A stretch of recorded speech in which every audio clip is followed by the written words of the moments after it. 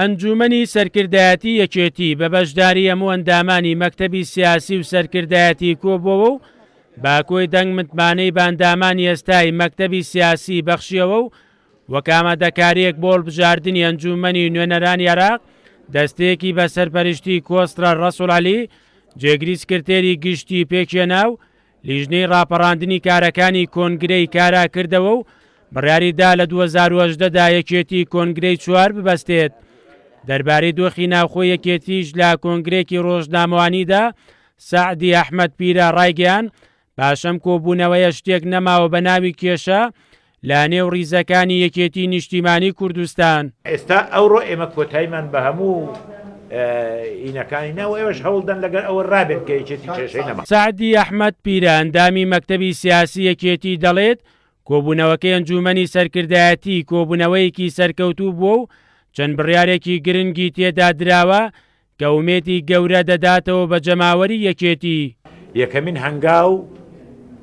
هەنگاوی هەڵبژاردننی هەیئەتێک بوو بۆ سەرپەرشتیکردنی هەڵبژاردنەکانی یەکێتی نیشتیمانی و ئەو هەیئەتە بە سەرپەرشتی هەواڵ کۆسرەت ڕەسوول عەلی جێگری یەکەمی سکرتێری گشتی وەکو کۆبوونەوەکەش لەژێر سەرپەرشتی هەواڵ کۆسرەت ڕەسوول عەلی بوو. ئەو هەیئەتەی کە بە سەرپەرشتی هەواڵ کۆسرەت ڕەسوول عەلی کار دەکە بۆ هەڵبژاردننی پەرلەمانی عێراق ئەڵێ لیستی یەکێتی نیشتیمانی لیستی ژمارە 162 هیچ لیستێکی تر لە هیچ قەوارەیەکی تر لیستی یەکێتی نیشتیمانی کوردستان نییە. بابەتی دووەمی کۆبوونەوەکە ئەوە بوو لە 4/11 2017 بڕیارێک درا کە مەکتەبی سیاسی هەڵوەشایە.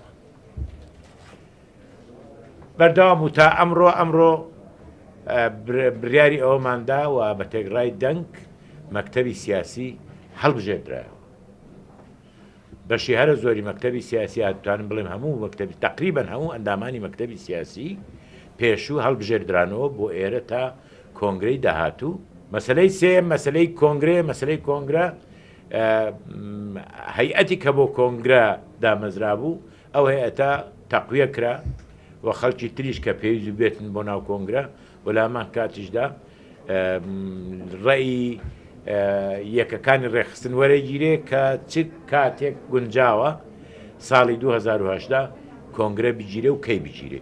یەخستنەوەی نێوماڵی حیزبەکەیان و بەستنی کۆنگرەیەکی سەرکەوتوو خوامادەکردن بۆ قۆناغی داهاتوو داواکاری لە پێشینەی ئەندامان و کادرانی یەکێتیە. دەربارەی خواستەی جەماوەری یەکێتی مامۆستا جەعفەر ئەندامی پێشووی سەرکردایەتی یەکێتی دەڵێت ومێدیان زۆرە یەکێتی بە بەرگێکی نوێوە درێژە بە ڕێبازەکەی سەرۆک مام جەلال بدات.